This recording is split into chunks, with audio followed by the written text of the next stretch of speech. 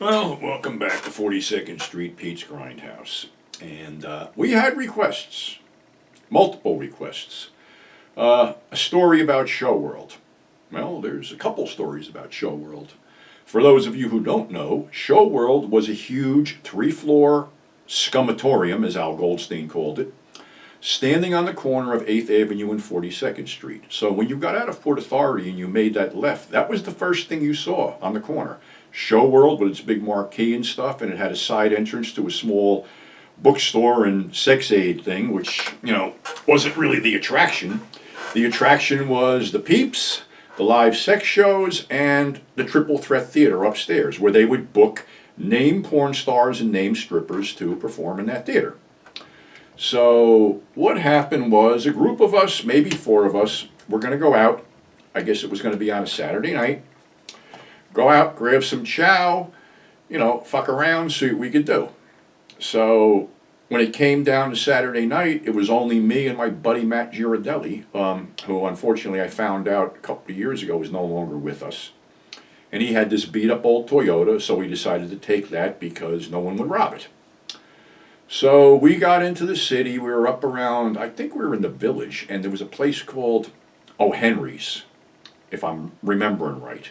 And O'Henry's had a really great bar with all kinds of imported beers, but they made a fucking half-pound hamburger and fries that was fucking outrageous.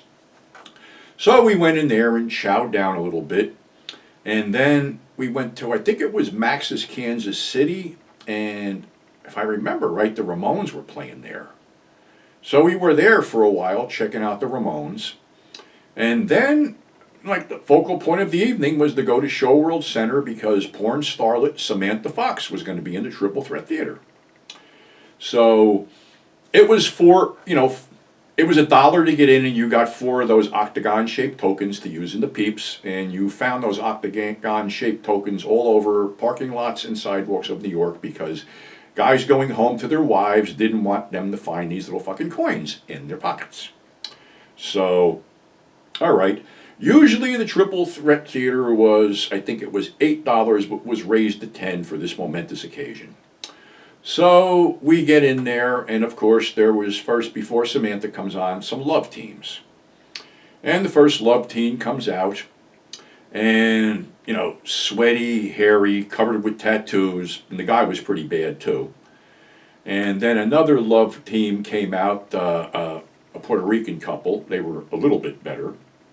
And then, of course, the momentous event of the evening, Bobby Astor, who was, I guess, living with Samantha, or was, they were involved as a couple, came out and introduced her as, a piece of ass with a lot of class or something like that.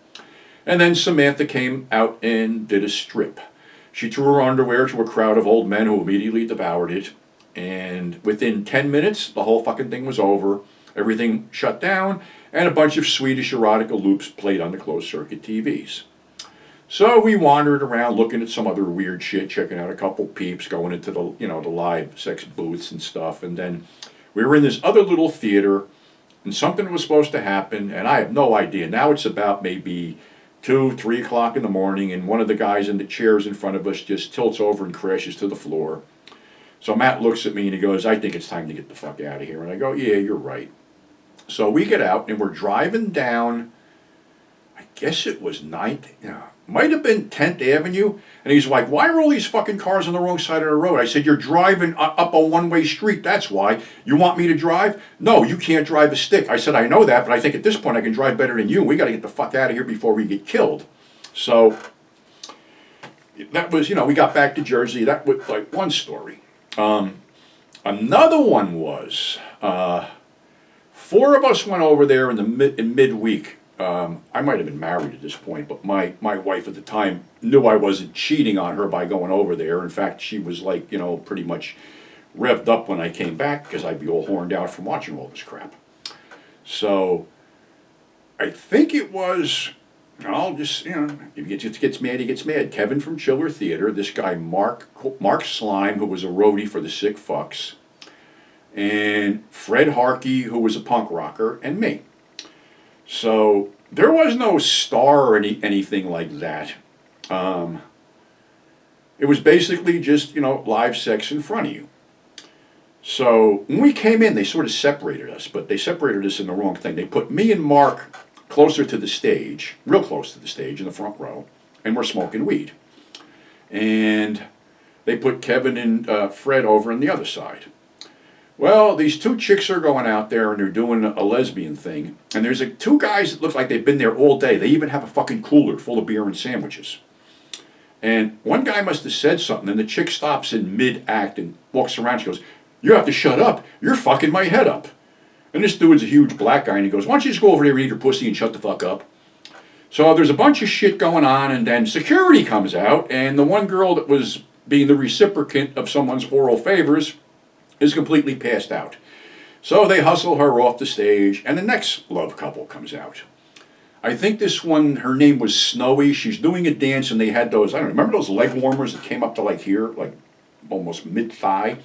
That's all she's wearing, and she's doing this like weird dance, and someone yells out, I think she's a Cro-Magnon or something like that. Well, she wasn't, but her love partner comes out, this big Spanish guy, and starts doing her right in front of us.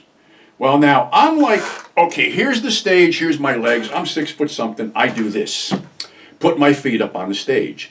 This guy stops what he's doing and walks over and kicks my feet off the stage. Now I'm standing up and I'm in this guy's face, he's in my face, and I'm having an argument with this big Spanish guy with a heart on. So all of a sudden, management comes in, but weirdly, they took my side and hustled him off. And he starts yelling back and forth, "You better not be here when I get done, when I get out of here." And I yell back, and this is, typical me. "Well, if you fight as good as you fuck, I got nothing to worry about." That pissed him off. So we're just sitting there, we go through the whole deal, and then I think that was the night we decided to cruise around the city. And we had my van. And all the hookers were basically down on, I think, 9th Avenue around, where the Greyhound bus terminal was, because they used to take the tricks into buses and do them there. Because the buses were always running, they were keeping them warm. And basically there was a bunch of, low-rent hookers prowling around the ruins of the post office. So we're at a light, and this one chick walks up and reaches in and grabs, I think it was Kevin sitting in the front seat's nuts, and goes, "Hey, I'll do all 4 of you for $10 a piece." And we're like, well, we might consider that. So we're driving around, and this other one comes up. This one was a Donna Summer lookalike. And she goes, "Oh, it's $20 a piece for all of you."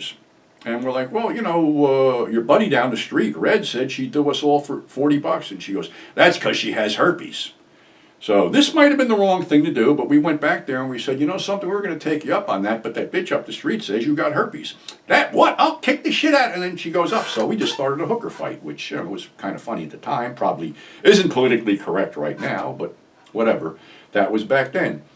So we cruised around a little bit more, then eventually, meandered back to Jersey in the early hours of the morning and went back to our respective jobs or whatever the fuck we were doing. But yeah, there's a lot more weird ass stories going on, about 42nd Street and peep shows and stuff like that I can tell down the road. But being that somebody wanted a show world story, you got it. So thanks for subscribing, thanks for tuning in, and thank all the new subscribers, and thanks for people spreading the word around. And we do this because we enjoy it. So until next time, we'll catch you on the flip side.